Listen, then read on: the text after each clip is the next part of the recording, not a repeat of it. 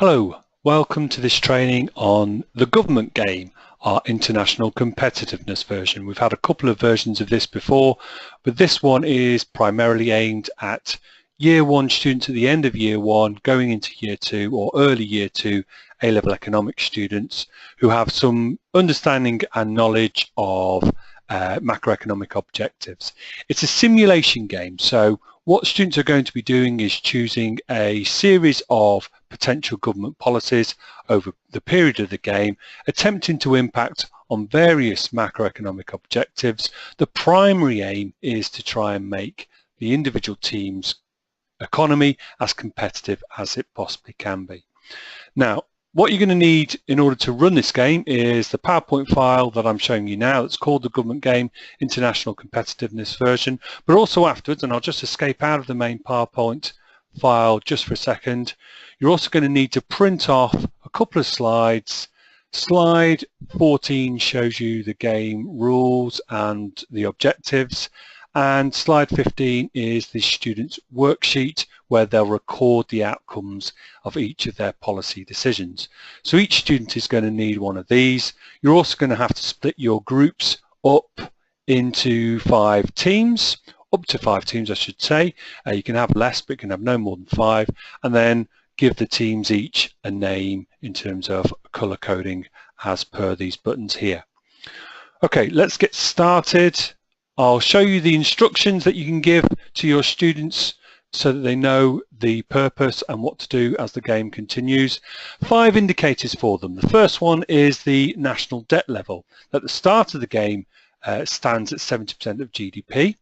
And the important point about that one is that students mustn't allow that to go above 100%. I'll come back to that in a minute. The other 4 indicators then, inflation, productivity, exchange rate and infrastructure, are expressed in terms of an index, and at the beginning of the game they all stand at the number 100. Game says your Prime Minister is giving you total power to run the economy for the next 12 years. You've got a list of 28 potential policies. You must choose one of these each year for the maximum of 12. You cannot choose a policy more than once. It's a really important part of the gameplay here.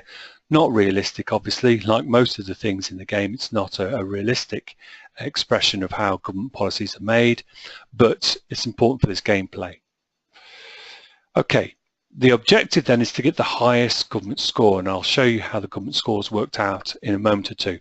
However, the teams must keep their national debt at less than 100% of GDP in order to stand a chance of winning. If it goes above 100%, they're frozen out of the game for a few moments, their score gets set down to 0, and they must choose another policy to bring their debt level below 100% if they want to carry on. At the end of the game, the team with the highest government score is the winning team. If there's a tie, then we'll use the debt score as a way of differentiating between one team and another. Okay, so that's the purpose of the game. Let's actually run the game. So we're going to click to start a new game from the beginning. Am I sure? Yes, I do. It defaults to the scoreboard, showing you right at the beginning of the game that all 5 of the teams are on a score of 0. For a quick look at this scoreboard though, it shows you the debt levels for each of the 5 teams, and it shows you how many policies have already been chosen, which at the moment is showing 0. We've got the 5 buttons along the bottom here that enable us to go to the individual screens for the 5 teams. So let's go to Team Blue. So you started the game off, you've explained the purpose behind it, explain what the students are needing to do, send them away in their teams, show them the 28 policies, and they've got to decide which policy they're going to choose first.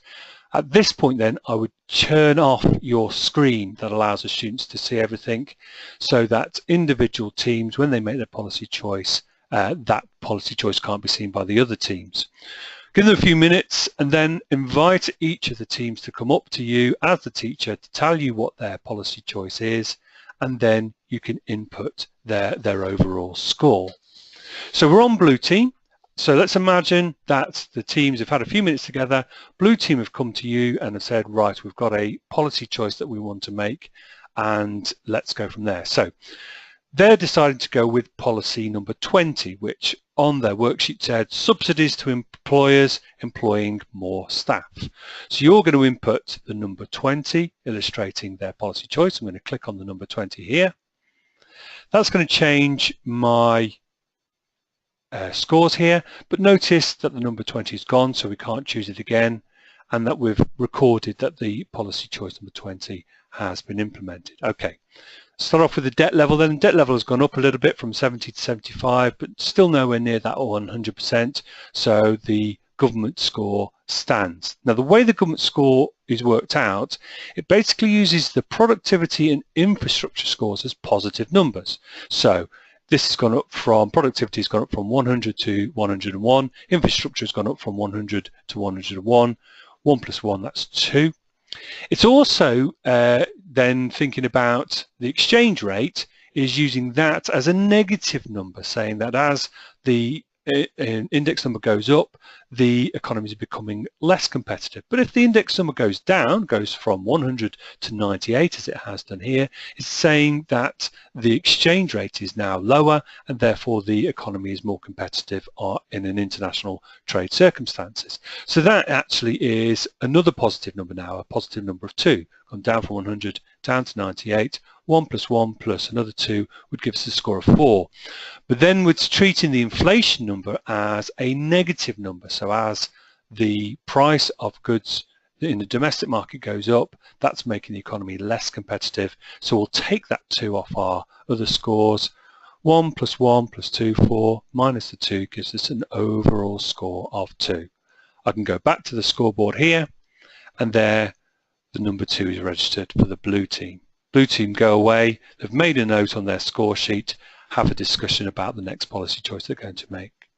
Let's imagine then red team are next. They've come up, and this time red team have gone with a policy choice of number 24, which is subsidise agriculture.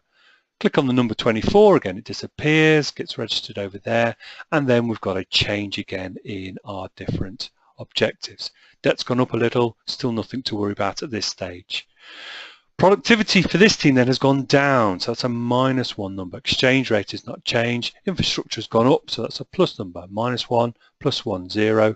Inflation hasn't changed, so an overall score of 0. So after one policy choice, blue team are on 2, red are on 0. What if green come up to you then, and green choose a policy number 14, which is increasing VAT by 2%? What happens here? Okay, productivity's gone down a little bit. Exchange rate has gone down, that's a positive thing, remember. Infrastructure has gone down as well though. Inflation has gone up, so -1, plus 1, -1. Again, take away another minus. That would actually give us a score of -3. But the way the game runs is any negative scores are just put as the score 0. It doesn't actually register a minus score. So again, after one round, the green team are on 0, although their debt level is slightly better. Okay, what about yellow? Now, what I'm going to do with yellow this time is I'm going to imagine that they're giving you 3 different policies coming up at 3 different times, but just to illustrate another point. So they make policy choice number 1, which shows inflation going down, productivity going up. So ultimately, they've got an improvement of 2. Inflation's gone down by 1, -1, plus 1. So we've got a 2. That's their overall score, although their debt level, notice here, is going up very quickly. Let's imagine that they come back then for the second policy choice, and they go with the number 9, with policy number 9, which is decreased taxation on unleaded petrol. Again, you can see what's happening to the macroeconomic objectives. The score's going up quite heavily though, and positively, but the debt level is now reached that magic number of 100 and can't go any higher than that. Let's imagine that their third policy choice, number 10, which is increased spending on motorways. Again, that would have given us a very large positive government score, but because debt now has gone above 100, 110 in this case, the score goes down to 0. So they're frozen out, if you like. Their score remains at 0.